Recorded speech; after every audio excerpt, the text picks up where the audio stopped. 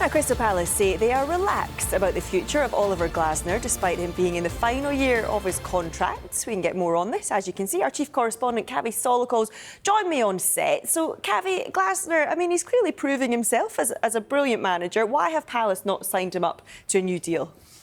I think the answer is in your question, because he is such a good manager. He's done such a fantastic job at Crystal Palace. I mean, Palace have had some great managers in the past, managers like Terry Venables, Malcolm Allison, Steve Coppell, Roy Hodgson. But if you speak to Palace fans, they would tell you that Glasner is the best they've ever had, because he's won not just one trophy, but two trophies. And the FA Cup was the first major trophy that Palace had won in their history. Now, he's got a year left on his contract. He's out of contract next summer. In the past, I think he's had the option of moving to big clubs like Bayern Munich, but he's stayed loyal to Palace. I think Palace would like to tie him down to a new contract, but it's all about what Oliver Glasner wants to do himself. Does he feel that Palace can match his ambitions going forward? Palace have got a new sporting director who's going to be starting work very soon.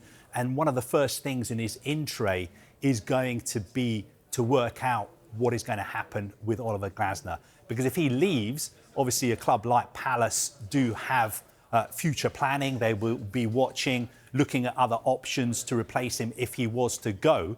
But if you're a Palace fan, you will just be hoping and praying that Oliver Glasner sits down and decides to commit to Palace and signs a new extended contract.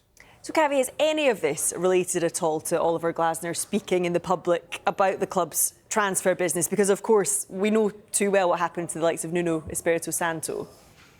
Good question. I think we've seen in the past few weeks quite a few managers, or should we call them head coaches now, expressing a degree of frustration in news conferences about what's been happening during the transfer window at their clubs.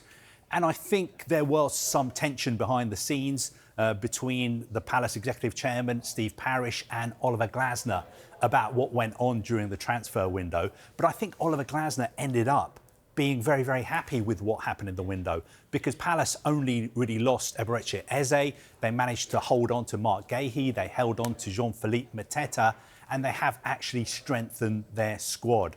So I think maybe a little bit too much is made of the tension between Oliver Glasner and Steve Parish. I think, of course, owners and head coaches, managers are always going to have disagreements, but I don't think the reason he would leave potentially Crystal Palace is because of Steve Parish. I think if he was to leave, and let's hope that he stays because he's done such a fantastic job, I think if he was to leave, it would be because a really big club would want him to be their manager.